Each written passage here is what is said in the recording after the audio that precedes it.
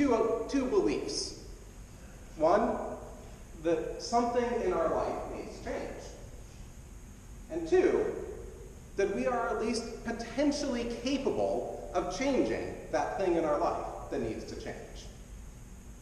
And so we resolve to change our eating habits, or our relationships, or our exercise routine, or how much television we watch, or we resolve to change how we balance our work and our life, or we resolve to change our weight. But we don't resolve to change things we can't change. So we don't resolve to change our height, or how our neighbors are going to trim their trees. Look, we control our own resolutions. Like our New Year's resolutions, Epiphany is at its core a story of people who resolve to change their lives. It is a story of people who have been living one way, and then, after meeting Mary and Joseph and Jesus, resolved to live a very different life. For that, Scripture calls them wise men. Epiphany is, at its core, a story about people who were so fundamentally changed by the hope, peace, joy, and love that they found in the manger, they found in the babe of Jesus, that they could never go back to the world that they had previously known. They could never go back to Herod's world, a world that was based on violence and power and exclusion and domination and exploitation and lies. Well, that remains our choice today. Which world will we resolve to follow? Which world will we proclaim and work towards? Will Herod's light shine brightest in our lives and flood our lives with fear?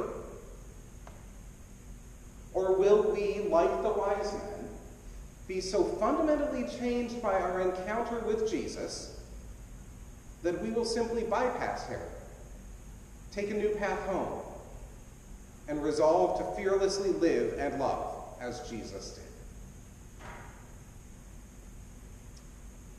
Herod. Really, this is a story about Herod. Everything else, the wise men, the priests, the scribes, Mary, the gold, the frankincense, myrrh, Joseph, even Jesus himself, everything else in this story is locked in by King Herod. He ruled the land. All glory, honor, and power belonged to Herod.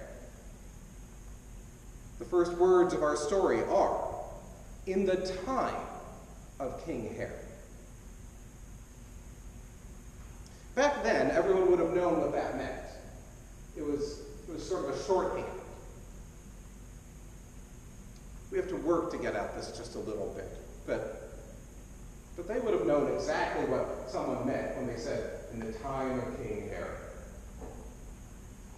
Today, we actually do the same thing still today, where we use that same kind of shorthand. If someone starts a story by saying, "it was the depths of the Great Depression, in the days after Pearl Harbor, in the middle of the Vietnam War, in the weeks after September 11th. In just a few words, we can sort of conjure up a feeling for the time, without getting into all the details and the history of the Depression or World War II or the Vietnam War or global terrorism. We can conjure up a feeling, a reminder of what that time might have been like, even though we weren't alive for it. And we know what someone means when they start their story that way. In the time of King Herod, those few words would have evoked feelings of terror and loss and upheaval and hopelessness. In the time of King Herod, a few years before Jesus was born, Herod crucified about 2,000 Jewish men, women, and children in Sepphoris, a city about 4 miles from Nazareth. He then proceeded to burn Sepphoris to the ground, the smoke undoubtedly visible in the little town of Nazareth. This was Herod's response to one man who had attacked one of his soldiers, to crucify and then to burn the neighboring village. The day that Herod came was the defining moment in Nazarene history. People knew what, in the time of King Herod, meant. It meant violence, and it meant the end of the world as they knew it.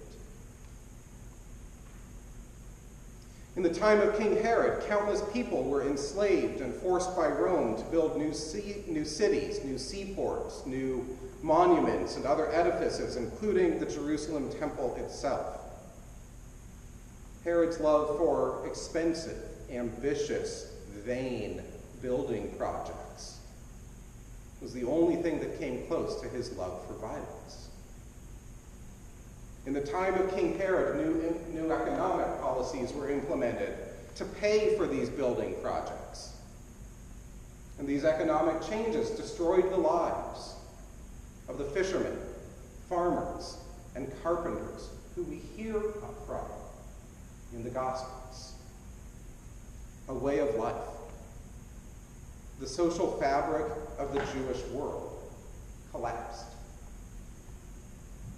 In the time of King Herod, the ancient Jewish economy, which had been based on relationships and sharing and trading and forgiveness of debt, was forced into a Roman economy of coins and taxes and debts and punishment.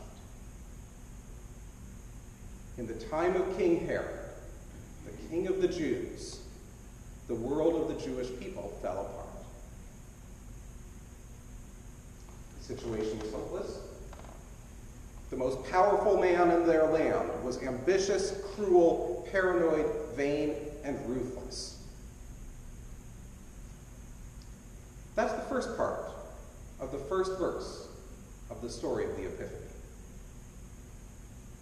The second part of the first verse stands in direct contrast. In the time of King Herod, after Jesus was born in Bethlehem of Judea, in the darkest of times, in the most fearful of times, Jesus was born. The contrast between Herod and Jesus begins here in Matthew's Gospel. First the Magi and then the world are asked, which king will we follow? What does a true Prince of Peace look like? What does God desire to build in this world? Every generation, from the wise men to today, has had to answer this question. Will our times be remembered for the wickedness, violence, and evil of King Herod, or for the inclusivity, hospitality, and love of Jesus? That is the gospel contrast of Epiphany. And those who choose to follow Jesus instead of the way of the world are making a new resolution to live a very different life. In the time of King Herod, after Jesus was born in Bethlehem of Judea, we know the story. The wise ones reject the violence and arrogance and ignorance of Herod. In their epiphany, their entire way of seeing the world shifts away from human leaders and focuses on God.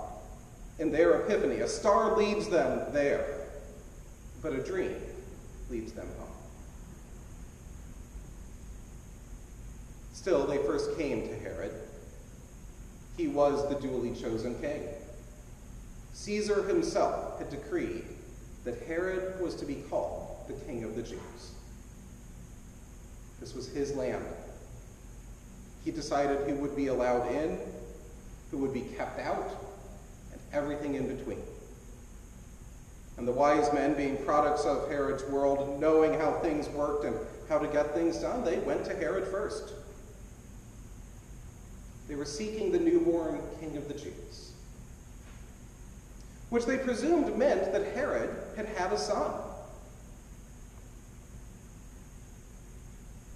A son who would inherit Herod's title of King of the Jews. Which is why they brought gifts fit for the son of a king. Gold and frankincense and myrrh. But of course, Herod had not. And this whole encounter scared him, frightened him. A frightened king means a frightened people. As verse 3 puts it, when King Herod heard this, he was frightened, and all of Jerusalem was frightened with him. They were frightened of him. He'd done a lot worse to suffer us for a lot less than this. What would he do now? It got worse. Herod was the king of the Jews who didn't know the basics of Judaism, including where the Messiah was said to be born. And so Scripture tells us of these wise men asking questions of a religiously dumb, yet extremely dangerous king.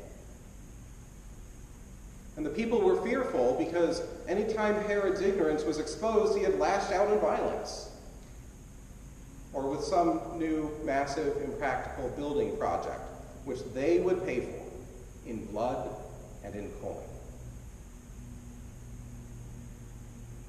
The fears of Jerusalem proved to be well-founded.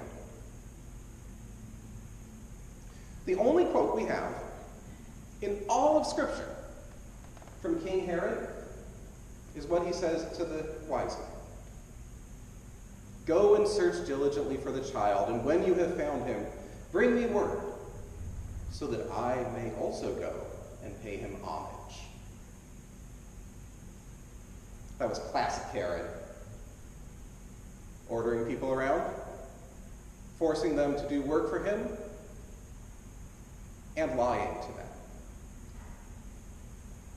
Herod would not pay homage to Jesus. Instead, Herod created a refugee crisis by ordering the slaughter of all children under the age of 2. Jesus' family joined others that were frantically trying to protect their children by fleeing to Egypt.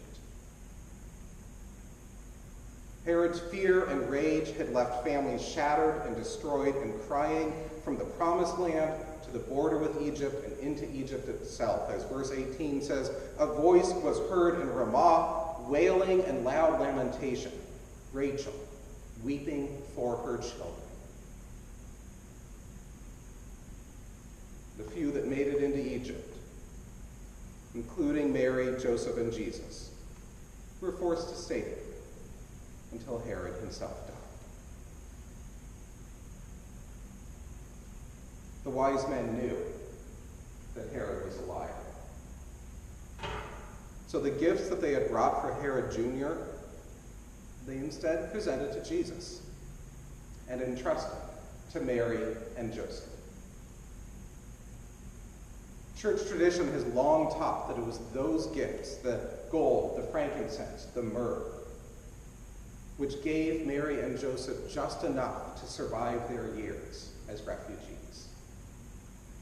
Church tradition has long taught that the gold, the frankincense, and myrrh helped them survive their time in Egypt. And when we meet Jesus again next week, as he is baptized in the River Jordan by John the Baptist, the gold is long spent, but the gift of the Magi brought him through the dangerous years in the wilderness of Egypt. in the time of King Herod, the wise ones of the world resolved to live differently. They rejected Herod's violence, economic exploitation, and lies. And they discovered a new experience, a new hope, and a new peace, and a new joy, and a new love from a babe in a manger. So changed were they that they gave their gifts to this family. So changed were these wise ones that they followed their dreams on a new path back to their country. A path which ignored Herod and never took them back to his world. So changed were these wise ones by this Epiphany that they returned home and proclaimed the good news of the hope, the peace, the joy, the love of the Star of Bethlehem. It was their resolution. In 2019, may it be so for us as well.